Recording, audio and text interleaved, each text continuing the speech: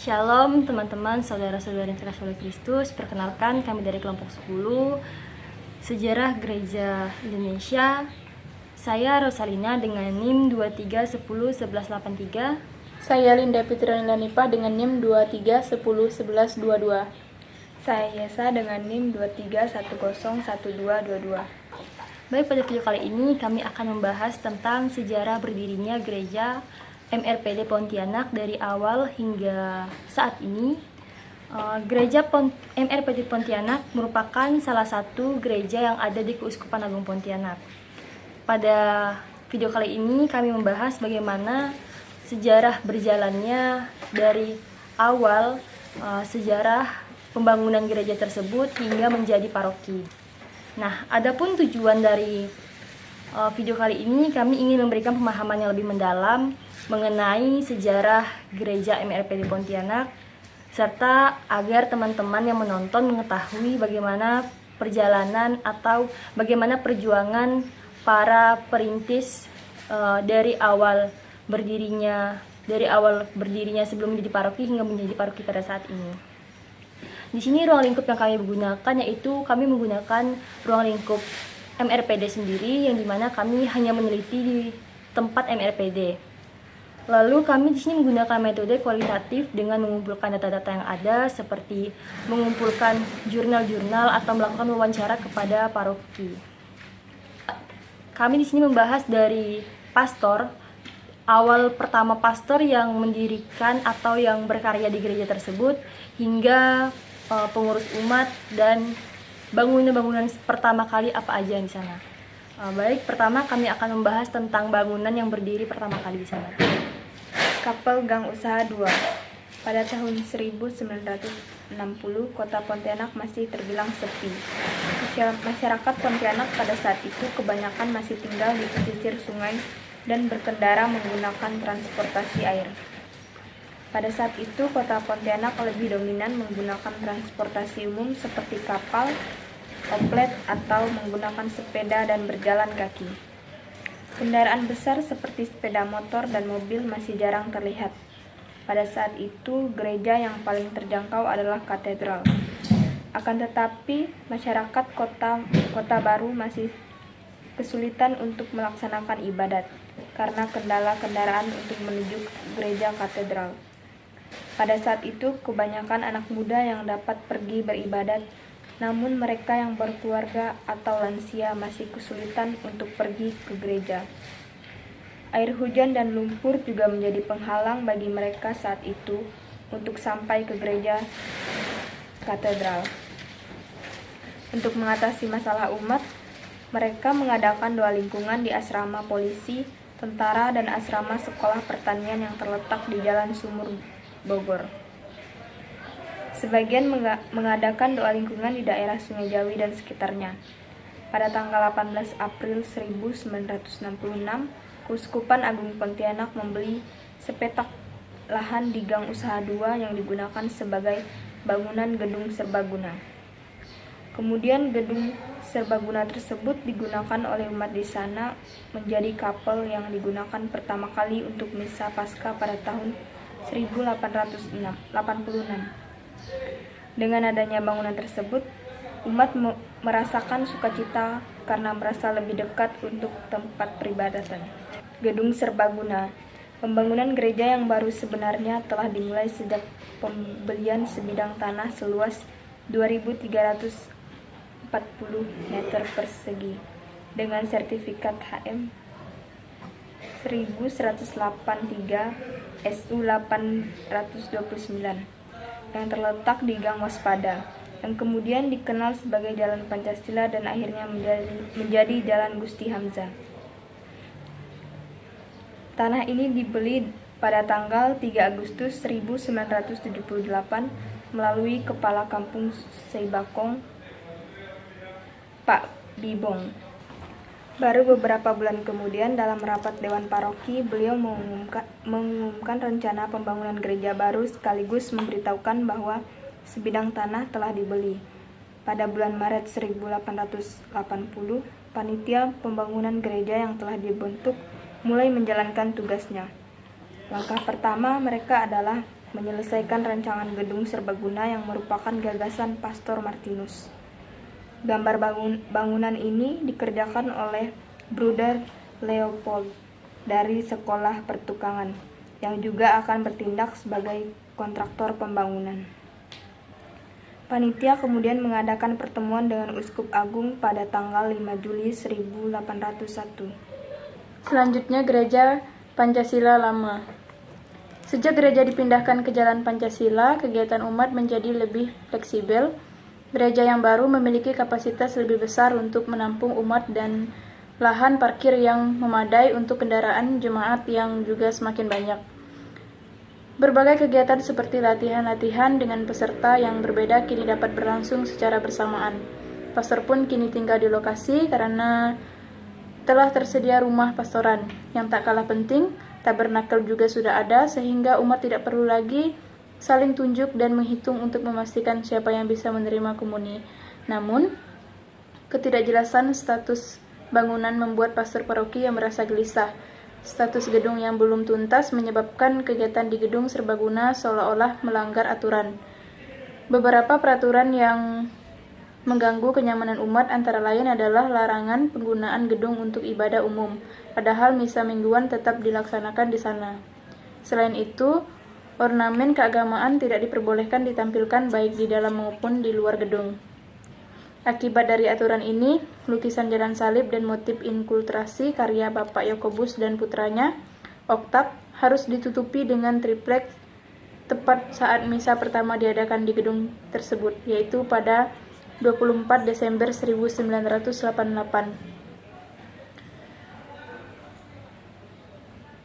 Umat juga merasa janggal karena gereja tidak memiliki salib sebagai penanda di bagian luar bangunan. Oleh karena itu, Paroki Maria Ratu Pencinta Damai bersama Bapak Uskup Agung Pontianak kembali mengajukan izin mendirikan bangunan atau IMB guna mengubah status bangunan dari gedung serbaguna menjadi gereja secara resmi. Permohonan tersebut diajukan pada 11 November pada tahun 2008 kepada pemerintah Kota Pontianak. Perubahan iklim politik pada pasca reformasi serta perubahan besar dalam kebijakan di tingkat nasional maupun daerah, khususnya di Kalimantan Barat, akhirnya membuka jalan IMB untuk gereja resmi dikeluarkan pada 10 Mei pada tahun 2010 dengan nomor 648 atau 187 RG 389 31,4 BP2T 2010, ditandatangani oleh Wali Kota Pontianak Sutarmiji SH MHum. Selanjutnya, Gereja Pancasila Baru. Berdirinya Gereja MRPD yang baru tidak terlepas dari kontribusi besar Bapak Dr. Andus Cornelis MH, baik dalam kapasitasnya sebagai Gubernur Kalimantan Barat maupun sebagai umat paroki MRPD sendiri. Lewat dukungan dan keterlibatan aktif beliau, impian umat paroki MRPD untuk memiliki gereja baru akhirnya menjadi kenyataan. Bahkan menurut sebagian umat, hasil pembangunan gereja ini melampaui harapan semula. Sejak tahap perencanaan dana, penyusunan desain, hingga pelaksanaan pembangunan, Bapak Cornelis terlibat secara langsung. Bahkan pada hari peresmian gereja, beliau tetap hadir untuk meresmikannya. Keterlibatan keluarga Cornelis dalam pembangunan gereja ini tidaklah mengherankan. Sebagai umat Katolik yang taat, paroki MRPD memiliki tempat khusus dalam kehidupan mereka. Pada tahun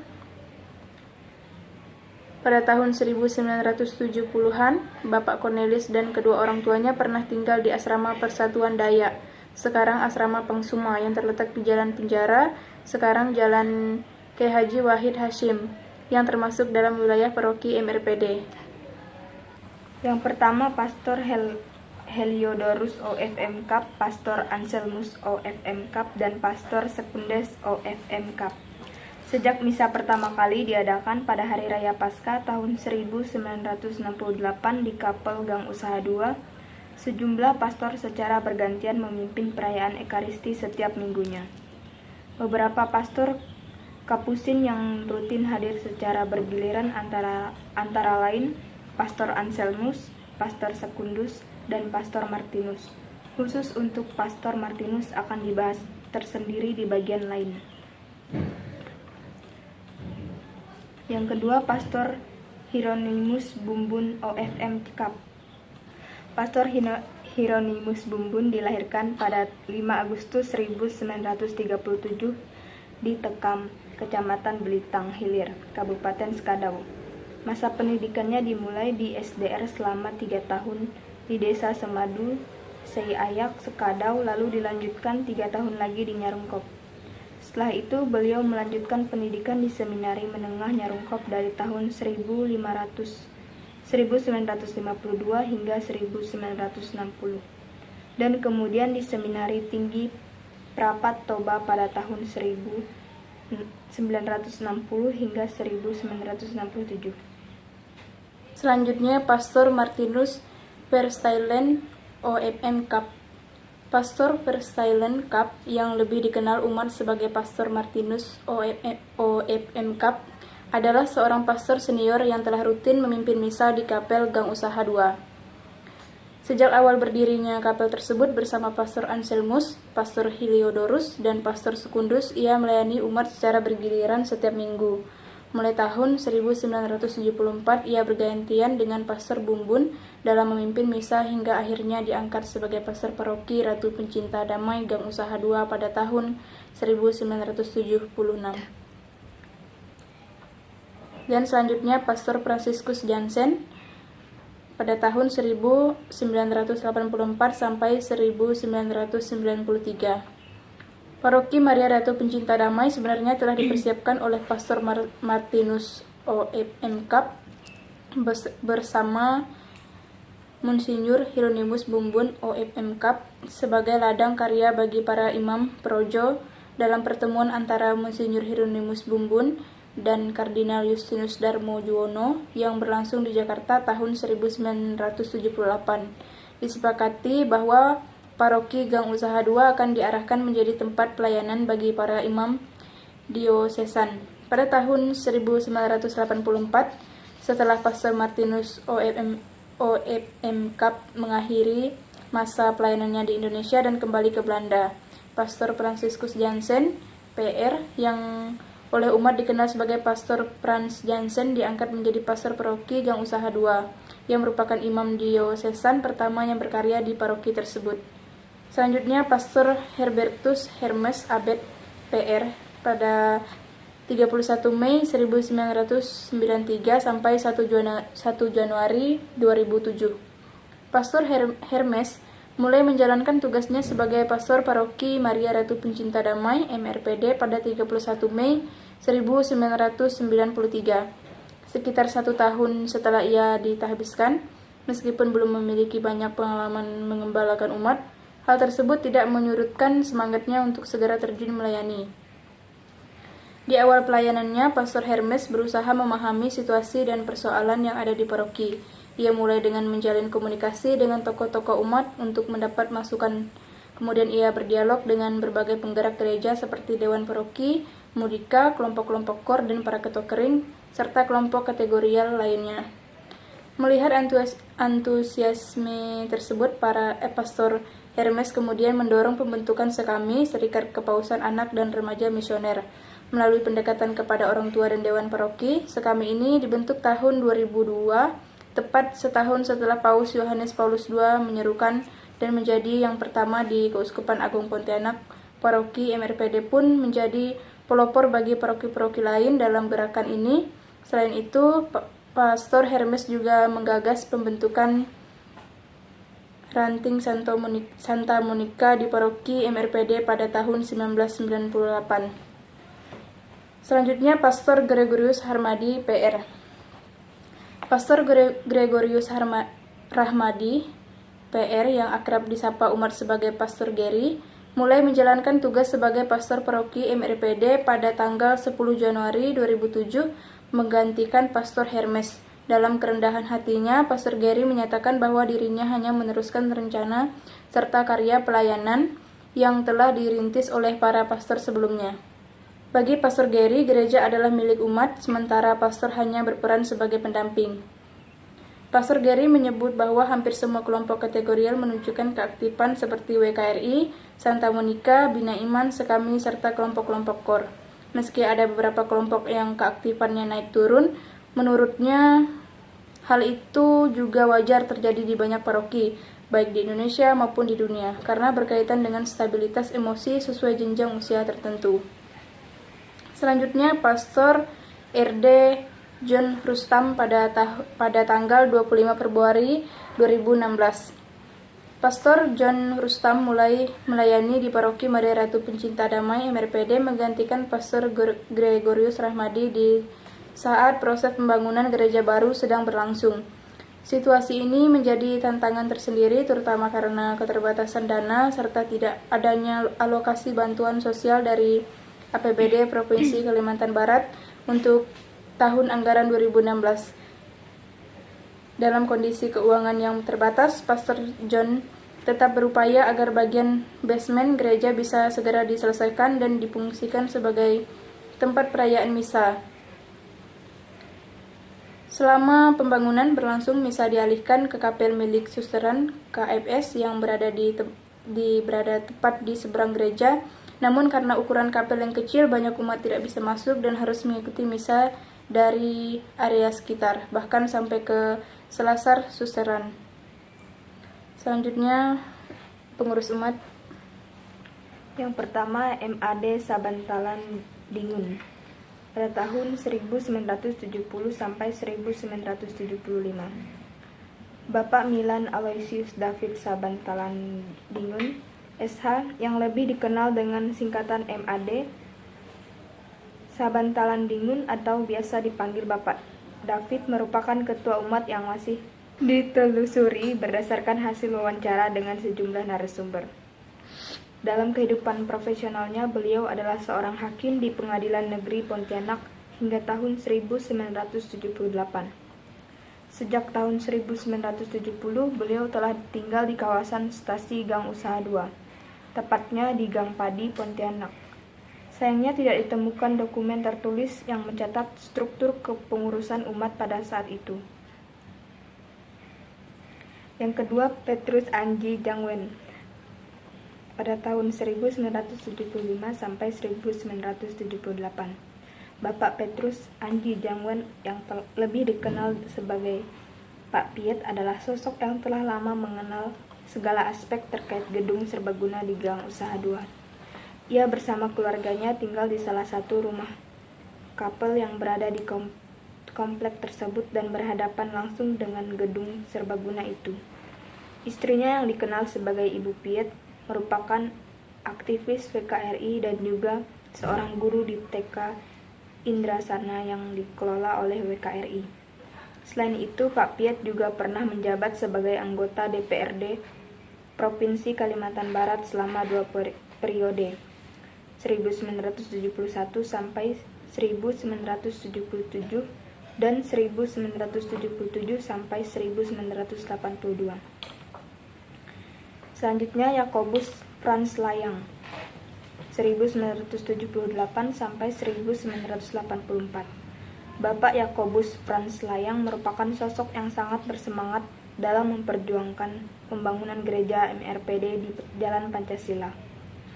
Selain menjabat sebagai ketua Dewan Paroki, beliau juga dipercaya oleh Pastor Martinus untuk memimpin panitia pembangunan gereja. Penunjukan ini didasari oleh komitmen kuat Pak Yakobus, begitu ia biasa dipanggil, terhadap gagasan membangun gereja yang lebih luas dan terletak di lokasi strategis di tepi jalan utama.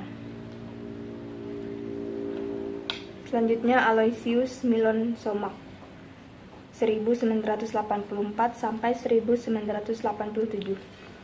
Di bawah kepemimpinan Bapak Dr. Aloysius Milon Somak, Dewan Paroki bersama panitia pembangunan dengan izin dari pastor paroki meminta restu kepada Uskup Agung Pontianak untuk memulai pembangunan gereja. Meskipun belum mendapatkan izin dari pemerintah, hal ini dilakukan karena semua prosedur telah dipenuhi, termasuk pendekatan kepada warga yang dianggap menentang. Pada akhirnya, pada tahun 1985, pembangunan gereja dimulai dengan kontraktor Bruder Leopold dari Sekolah Pertukangan Seiraya. Selanjutnya, Willem Amat 1987 sampai 1991. Momen perpindahan dari kapal Gang Usaha 2 ke gereja MRPD merupakan saat yang sangat dinantikan oleh umat paroki MRPD. Kesempatan itu akhirnya datang menjelang akhir tahun 1988 ketika gereja dinyatakan sudah dapat digunakan.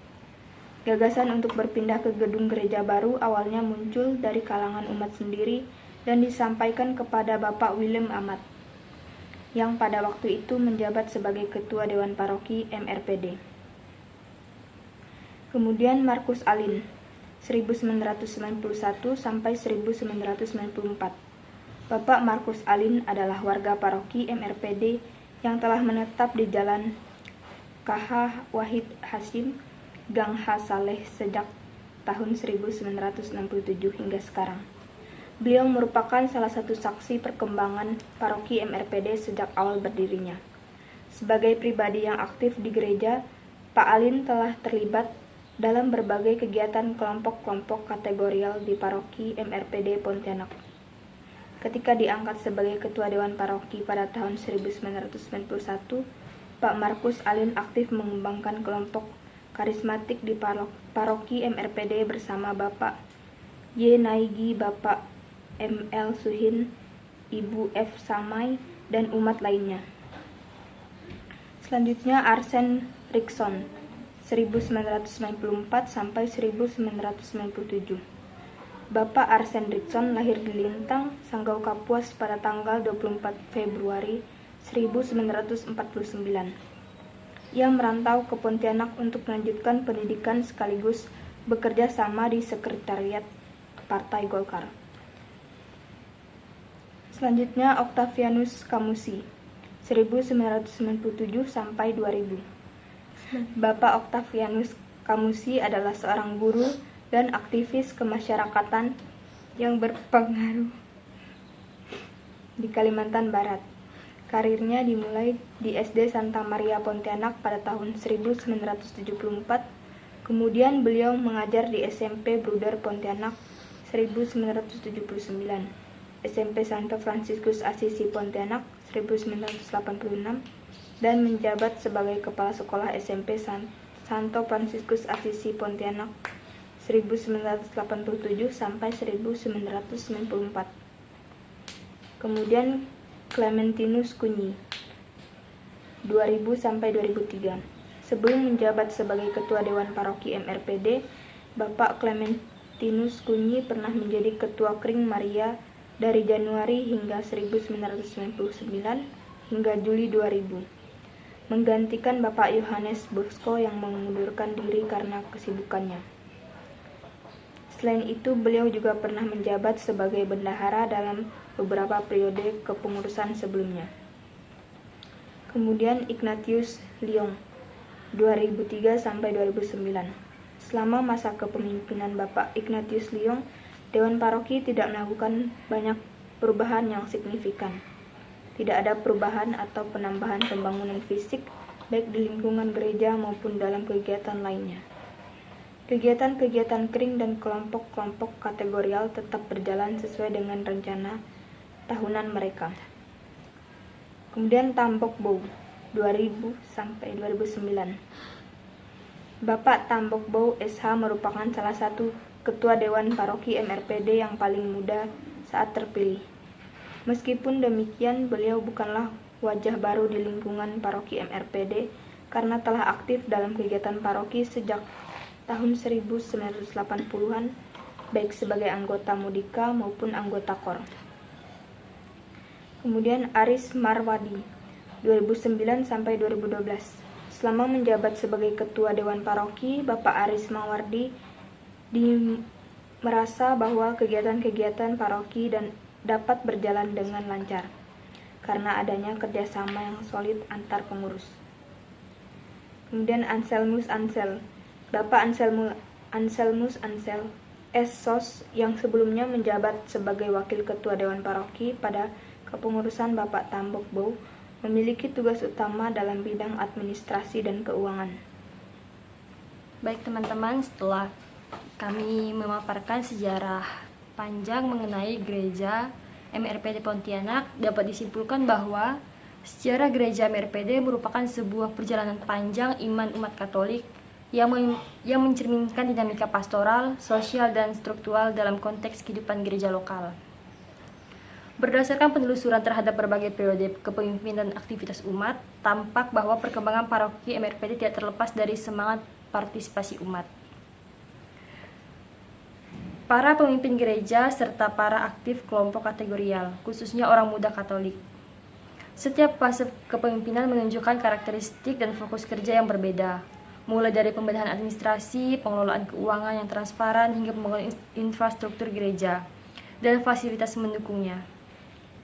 Inisiatif-inisiatif yang dijalankan tidak hanya bertujuan untuk membangun secara fisik, tetapi juga memperkuat kehidupan iman umat melalui pembinaan yang terstruktur. Peran Mudika dan OMK serta bapak-bapak juga menjadi salah satu elemen penting yang membentuk kader-kader muda Katolik yang menjadi integritas dan daya juang dalam melayani gereja maupun masyarakat. Pencatatan sejarah ini penting bukan hanya sebagai bentuk dokumentasi, melainkan juga sebagai media refleksi teologis dan pastoral. Ini berfungsi sebagai sumber pengetahuan historis, sekaligus inspirasi bagi generasi penerus dan menatap pelayanan gereja yang kontekstual, relevan, dan berorientasi pada nilai-nilai Injil. Di sini kami menyarankan, menurut pemaparan dan sejarah perkembangan gereja MRPD, kami menyarankan agar paroki terus berkomitmen dalam pelestarian arsip, dokumentasi, dan semangat juang untuk membangun gereja paroki yang lebih maju lagi, baik secara bentuk fisik maupun digital, guna menjaga memori kolektif dan menjadi bahan pembelajaran bagi generasi mendatang. Selain itu, penting juga memperkuat proses kaderisasi di kalangan OMK dan kelompok kategorial lainnya melalui program pembinaan berkelanjutan agar regenerasi kepemimpinan dapat berlangsung secara efektif dan kontekstual. Penelitian lebih lanjut mengenai pengaruh pastoral gereja MRPD terhadap kehidupan sosial agama umat juga patut dilakukan sebagai upaya mendalami peran gereja dalam transformasi masyarakat lokal. Lalu yang terakhir, dokumentasi sejarah ini diharapkan dapat dikembangkan menjadi bahan publikasi atau media katekese yang berguna bagi umat dalam pemahaman dan menghayati perjalanan iman mereka bersama gereja. Baik, sekian materi atau pemaparan makalah dari kelompok kami ucapkan terima kasih. Mohon maaf jika ada kesalahan kata atau penyebutan nama. Shalom.